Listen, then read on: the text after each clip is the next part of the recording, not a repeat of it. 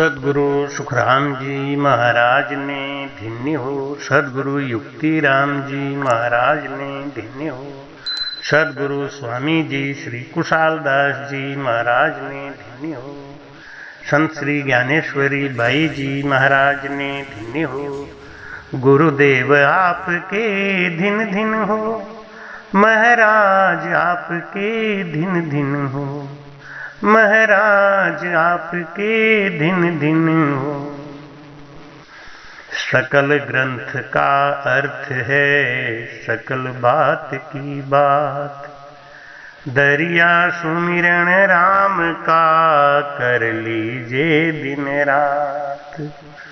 बोलो राम। महाराज समझाते हैं कि ये जीव और प्रकृति, परमात्मा, ये सब एक ही जाति के बने हुए अलग अलग रूपों में प्रकट होकर उस पार ब्रह्म को प्रसन्न करते हैं। पार ब्रह्म परमात्मा और आनंद पद, ये दोनों स्थायी पद हैं। आनंद पद सूरज के समान है, पार ब्रह्म का पद बादल के समान है। जैसे बादल होता है वो भी स्थायी पद है। बादल कहीं यहाँ है, कहीं वहां है, कहीं यहाँ है, कहीं वहां है, लेकिन रहता हमेशा है। बादल का भी आधार सूरज है, लेकिन रहता है बादल हमेशा। बादल नष्ट नहीं होता। ऐसे ही सूरज रहता है। आज इस ज्ञान को समझने के लिए मैं थोड़ा लौकिक उदाहरण दे रहा हूं। क्या है आनंद पद और क्या है पार ब्रह्म पद, दोनों का भेद समझना होगा। जिस प्रकार सूर्य और बादल है, उसी प्रकार आनंद पद व पार ब्रह्म का पद है। बादल पानी के भाप का एक समूह है, जिससे बूंदें छूटकर नीचे गिरती हैं और सूर्य की कृपा से, सूर्य की मेहर से पुनः भाप बनकर बादल बन जाती हैं। लेकिन यानी जीव पैदा हुआ पार ब्रह्म से। बादल कौन है? पार ब्रह्म। उससे पैदा कौन हुआ? जीव, यानी बूंदें जमीन पे आई। तो सारी बूंदें भाप नहीं बनती। सब जितने जीव आए हैं पार ब्रह्म से निकल के, वो सारे पार ब्रह्म में नहीं मिलते। जैसे पानी जो नीचे गिरता है, जमीन पर गिरता है पार ब्रह्म से अलग होकर, तो वो सीप में पड़ता है तो मोती बनता है, और कहीं कपूर बनता है, कहीं जहर बनता है, कहीं कीचड़ बनता है, कहीं रुककर सड़ता है, उसमें कीड़े पड़ते हैं। जल की गति कैसी है? अलग अलग। जिसको जैसी संगत मिली वैसा बना, परंतु बादल पर इसका प्रभाव नहीं है। बूंदें छूटकर बादल से क्यों अलग हुई, फिर वापस बादल कैसे बनी, फिर बूंद कर धरती पर आ गई, ये किसके क्रिया से? सूर्य के प्रताप से। आनंद पद के आधार पे ही सब कुछ है। लेकिन जैसे सूरज की ताप बहुत अधिक हो तो वह जल को जलाकर सोख लेता है, खींच लेता है, अपने में मिला देता है। अब वो जल जो सूर्य ने सोख लिया, जिसको अपने में मिला लिया, जिसको, वो बादल नहीं बनता, ना ही वह नदी नाले या समुद्र में मिलता है, ना वापस बादल बनता है। ये क्रिया कब होती है? जब सूर्य उत्तरायण होता है और जीव उसके सन्मुख होता है, उस स्थिति का फायदा उठाता है। जब सूर्य उत्तरायण होता है तब खूब गर्मी पड़ती है, यानी पृथ्वी घूमती घूमती सूर्य के जब नजदीक पहुंच जाती है तब ताप अधिक होता है। ये जीव जब उत्तरायण हो जाता है, यानी सूर्य के नजदीक पहुंच जाता है तो उसको सूर्य अपने में मिला लेता है, वो आनंद पद में जाता है। संसार में दो तरीके के मनुष्य होते हैं, उत्तरायण प्रकृति का मनुष्य और दक्षिणायन प्रकृति का मनुष्य। उत्तरायण प्रकृति का जो मनुष्य है वो सूरज के पास होता है। उत्तरायण में सूरज और पृथ्वी पास पास होती है। दक्षिणायन में सूरज और पृथ्वी में बहुत दूरी बढ़ जाती है। कुछ मनुष्य उत्तरायण प्रकृति के होते हैं और कुछ मनुष्य दक्षिणायन प्रकृति के होते हैं। उत्तरायण प्रकृति का जो मनुष्य होता है, भजन करके आनंद पद के सत्ता को प्राप्त करके जीवपना मिटाकर उसमें लय हो जाता है, उसी सत्ता में विलीन हो जाता है। सूरज की सत्ता क्या है? सूरज की प्रचंड गर्मी ही सूरज की सत्ता है। सूरज से कुछ भी अलग नहीं होता, सूरज से कोई चीज अलग नहीं होती। उसका ताप नीचे आता है, उसकी गर्मी नीचे आती है, उसकी सत्ता नीचे आती है। और उसका सूरज का ताप क्या है, उसकी गर्मी क्या है और कब मिलती है? जब ये जीव उत्तरायण हो जाता है, सूर्य के पास होता है। जैसे सूर्य के ताप से जमीन पर पड़ा पानी भस्म हो जाता है, इसी प्रकार भजनानंदी जीव अपने कर्मों को उस सत्ता के प्रभाव से भस्म करा लेता है, अपना अस्तित्व खो देता है। ना बादल बनता है, ना कपूर बनता है, ना जहर बनता है, ना मोती बनता है, ना नदी में जाता है, ना समुद्र में जाता है, ना वापस बादल बनता है, यानी ना वो चिदानंद ब्रह्म में जाता है, ना वो शिव ब्रह्म में जाता है, ना वो पार ब्रह्म में जाता है। उस प्रचंड गर्मी के ताप से उसमें लय हो जाता है, वो गर्मी में गर्मी जैसा बन जाता है। लेकिन जो दक्षिणायन पुरुष होते हैं वो सूर्य से बहुत दूर रहने के कारण कोहरा, ठंड, अंधेरा होने से बैक्टीरिया रूपी अवगुण बढ़ते रहते हैं। जो दक्षिणायन पुरुष है उनके अंदर अवगुण ही अवगुण बढ़ते जाते हैं, उसके अंदर खतरनाक बैक्टीरिया पैदा होते जाते हैं। क्यों पैदा होते जाते हैं? क्योंकि सूर्य की गर्मी नीचे मिल नहीं रही है। जीव रूपी जल भी इतना ठंडा व विकारों में लय तथा नास्तिक हो जाता है कि यह किसी के काम भी नहीं आता। सर्दी का जल लोग पीते भी बहुत कम है, नहाते भी बहुत कम है। क्यों? दक्षिणायन है सूर्य ना, इसलिए। ऐसे जीव जो परमात्मा से विमुख है वो किसी काम का नहीं है, किसी के काम नहीं आता। जैसे ठंड में पानी ना स्नान करने के काम आता है, ना पानी पीने के काम आता है। अब यहां एक बात समझने की है, क्या सूर्य चलकर उत्तरायण या दक्षिणायन होता है? सूर्य खुद चलता है? नहीं, ऐसा नहीं। पृथ्वी घूमती है, यानी जीव को स्वयं सन्मुख होना है, उत्तरायण होना है। जब तक ये जीव दक्षिणायन रहेगा, कर्म कांड, जप तप, कर्मी क्रिया में फंसा होने के कारण वैसी ही गति को पाएगा जैसे जल की गति सर्दियों में रहती है। आनंद पद से सदा आती है, जीव नहीं। जीव तो पार ब्रह्म पद से आता है, सूरज से जल नहीं आता। जल बादल से आता है, यानी पार ब्रह्म से जीव आता है। जल कौन है? ये जीव। बादल कौन है? पार ब्रह्म। सूर्य कौन है? आनंद ब्रह्म, आनंद पद। तो ब्रह्म पद है बादल, आनंद पद है सूरज, और उससे जो निकल के आया वो है जल। जल की बूंदें आती हैं, जल की बूंदें अलग होकर फिर वापस सूर्य की मेहर से पुनः बादल बनकर पुनः आती हैं। लेकिन जो जल उत्तरायण हो जाता है वह सूर्य के ताप के कारण भस्म हो जाता है। इसलिए हमको उत्तरायण बनकर उस सत्ता को धारण करके कर्मों को भस्म करके पुनरपि जननम पुनरपि मरणम के चक्र से बचना है। सारी क्रिया का संचालक सूर्य ही है, इस पूरे प्रकृति को चलाने वाला, इस पूरी प्रकृति का जो कंट्रोलर है, संरक्षक है, वो आनंदपद ही है, जिसको साक्षी ब्रह्म भी कहते हैं। जितनी सारी क्रिया प्रकृति में हो रही है सब सूर्य के आधार पर है, लेकिन सूर्य अपना ना कुछ देता है और ना ही वो किसी पे मेहर करता है।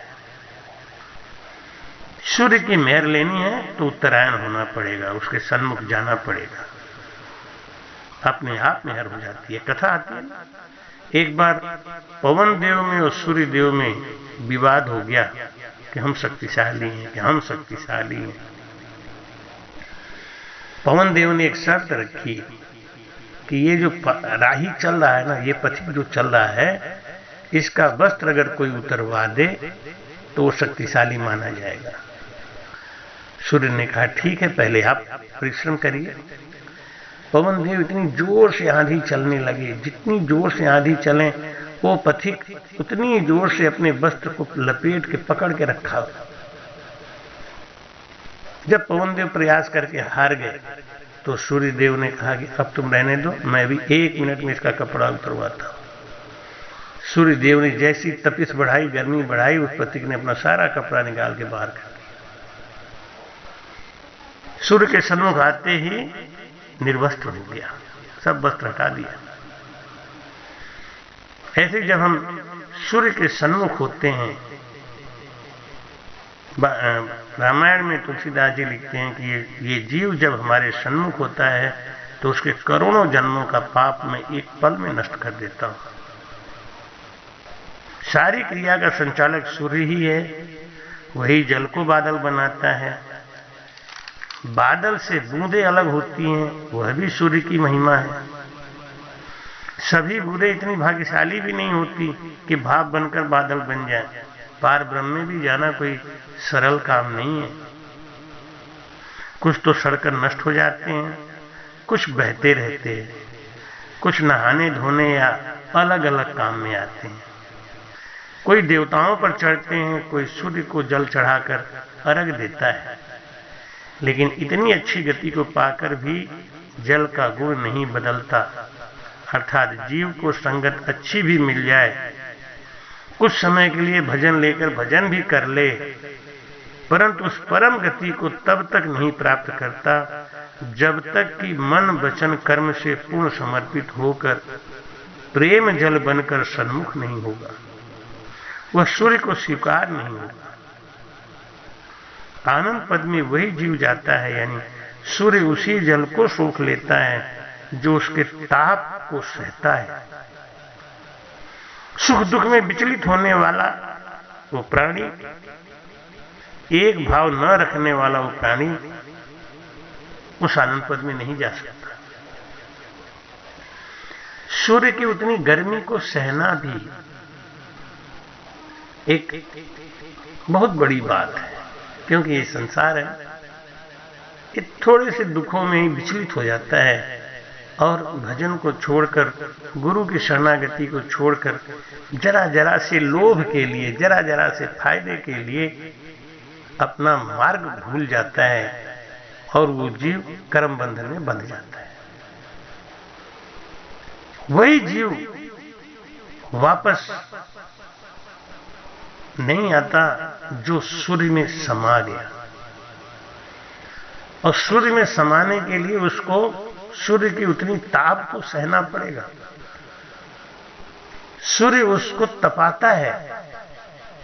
मैं कहते हैं कि जन को माया राज दूं तो सब ही मुझे माने, नरक कुंड खाली रहे जुग में कौन जावे।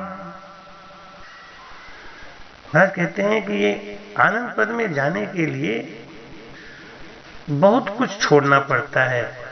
स्वाद, व्यवहार, गुण, सुख, दुख, इस सब का जो ताप है, इन सबको छोड़ के एक मना सिद्ध दुविधा पार न पूते। सूर्य गर्मी दे रहा है, क्यों दे रहा है? क्योंकि वो उस जल को अपने में मिलाना चाहता है, तो उतनी गर्मी तो उसको बर्दाश्त करना पड़ेगा ना। और इतना दुख कौन बर्दाश्त कर सकता है? कोई ज्ञानी, कोई समझदार आदमी जो जानता है कि ये दुख हमारे परीक्षा की घड़ी है, हमको वापस नहीं आना इस संसार में। इसलिए संसार से जितना मोह कम हो जाए, जितना आसक्ति कम हो जाए, और आसक्ति और मोह कब कम होगा? जब ये संसार हमको अपने से दूर धक्का देगा। विभीषण भजन करते थे, ज्ञानी थे, लेकिन उस अधम रावण का संगत नहीं छोड़ पा रहे थे। भाई का मोह, भाई का प्रेम उनको बांधे हुए थे। भाई है, बस इतना ही काफी है। रावण की सभी अनर्गल बातों को भी बर्दाश्त करके उनके राज्य सीमा में निवास करते हुए विभीषण अपना जीवन यापन बड़े खुशी खुशी निभा रहे थे। भजन करते थे, लेकिन मन में एक आसक्ति भी थी। किसके प्रति? भाई के प्रति, जिससे बंधन भी था, तो निकल नहीं पा रहे थे, खुल नहीं रहे थे। और एक दिन ऐसा आया कि उसके भाई ने ही उसको लात मारा, उसके भाई ने ही उसको बुरा भला कहा, उसके भाई ने ही कह दिया कि तू निकल जा मेरे यहां से, मेरे घर में, मेरे लंका में तुम्हारे लिए जगह नहीं। और दुनिया होती तो दुखों से कराह उठती, लेकिन विभीषण प्रसन्न हो गए। उन्होंने कहा, भैया आप मुझे अपने से दूर नहीं कर रहे हैं, मुझे परमात्मा के पास भेज रहे हैं। अभी तक मैं आपके हर अत्याचार को इसलिए बर्दाश्त कर रहा था कि आपसे मोह था। आज आपने इस मोह का बंधन तोड़ दिया, और जब मोह का बंधन टूटता है तो परमात्मा अपनी तरफ आकर्षित करते हैं। संसार का जितना मोह है वो सब बंधन कारक है। और संसार जब आपसे नफरत करे, आपको बुरा भला बोले, आपको दुख दे, तो मन में प्रसन्न हो जाओ, खुश हो जाओ, और उस परमात्मा का धन्यवाद करो कि अब मुझे विश्वास हो गया है, आप मुझे अपने पास बुलाना चाह रहे हैं, तभी तो जगत का मोह तोड़ रहे। ज्ञानी दुख में ऐसी बातों को सोचते हुए अपने दुख को सुख में बदलकर आनंद पद की तरफ यात्रा करता है। वही आनंद पद में मिलता है, नहीं तो पुनः विचलित होते ही वो भाप बन के उड़ जाएगा, बादल बन जाएगा। निश्चित है कीचड़ में नहीं मिलेगा, निश्चित है कि उसका बुरा नहीं होगा, लेकिन फिर भाप बन के बादल बनेगा, फिर जीव बन के आएगा, पुनरपि जननम पुनरपि मरणम के चक्र में फंसा रहेगा। तो आनंद पद सूर्य के समान है, जिसकी सता रूपी गर्मी नीचे आती है और जल को सोख के ले जाती है। वापस नहीं मिलता बादल में, लेकिन बादल में गया हुआ सूर्य के प्रताप से ही वो जीव वापस आता है। इतना ही अंतर है पार ब्रह्म में और आनंद। ये जीव पुनरपि जननम पुनरपि मरणम के चक्कर में फंसता है। दुख तो झेलना ही पड़ता है, किसी भी तरीके की भक्ति करे इस जीव को दुख तो झेलना ही पड़ता है। पार ब्रह्म में सुख था, जैसे जल बादल में था तो उसको सुख था, लेकिन जब वो बादल को छोड़ के नीचे गिरा तो अब वो इस संसार में आ गया। जैसी संगत मिल गई वैसा संगत किया, वैसे ही गति को प्राप्त करके अधिक से अधिक बादल बनेगा, और नहीं तो इसी चक्र में बनता रहेगा। जमीन के अंदर जाएगा, कुआं में जाएगा, फिर बाहर आएगा, फिर खेतों की सिंचाई करेगा, फिर जमीन में जाएगा, फिर यही सब करता हुआ ये जल का जीव इस संसार में भ्रमण करता रहेगा, गोता खाता रहेगा। बहुत कुछ किया, कोई तप जप किया तो अधिक से अधिक शिव ब्रह्म में या चिदानंद ब्रह्म में, या फिर बादल ही बन गया। लेकिन बादल बन के क्या करेगा, कभी न कभी उसको फिर आना पड़ेगा, फिर आएगा संसार में, फिर बहेगा नदी में, फिर बनेगा समुद्र में, और यही गोता खाता रहेगा। लेकिन जो सूर्य की गर्मी को बर्दाश्त कर जाता है, उसको सूर्य की सतह अपने में मिला लेती है, और सूर्य की सतह में मिल गया जो जल का कण है, बूंद है, वो वापस बादल नहीं बनता। सूर्य की सतह कैसी है, आनंद पद की सतह कैसी आती है, जैसे सूर्य की गर्मी आती है। सूर्य की गर्मी आती है इस पृथ्वी के ऊपर, सूर्य से छूटकर कोई चीज अलग नहीं होता, सूर्य सूर्य ही रहता है, उससे कोई चीज अलग नहीं होता। जो उसमें समा जाता है वो उसको अपने जैसा बना के अपने में रख लेता है, फिर उसको भेजता नहीं। लेकिन बादल में गया हुआ जीव बरसता ही है, आता ही है। तो क्षर अक्षर और नेह अक्षर, क्षर क्या है, ये प्रकृति, अक्षर क्या है, जीवात्मा, नेह अक्षर क्या है, परमात्मा। इन तीनों की सत्ता का भेद बताने का प्रयास किया। आशा है आगे के वीडियो में आपको और भी अच्छा ज्ञान दूंगा। लेकिन एक ही प्रार्थना है, हम देखते हैं कि लोग सब्सक्राइब करने में बहुत कंजूसी करते हैं। ज्ञान को सुन तो लेते हैं लेकिन लाइक और सब्सक्राइब नहीं करते। अगर आपको ये ज्ञान पसंद आता है तो जरूर लाइक करें, जरूर सब्सक्राइब करें और अपने दोस्तों को शेयर करें, जिससे इस ज्ञान को अधिक से अधिक लोगों तक पहुंचाया जाए। एक अपरोक्ष सेवा धर्म की है, सनातन धर्म की सेवा है ये, इसे जरूर करें, तन से, मन से, धन से जरूर लगे और इस ज्ञान का प्रचार करें। राम।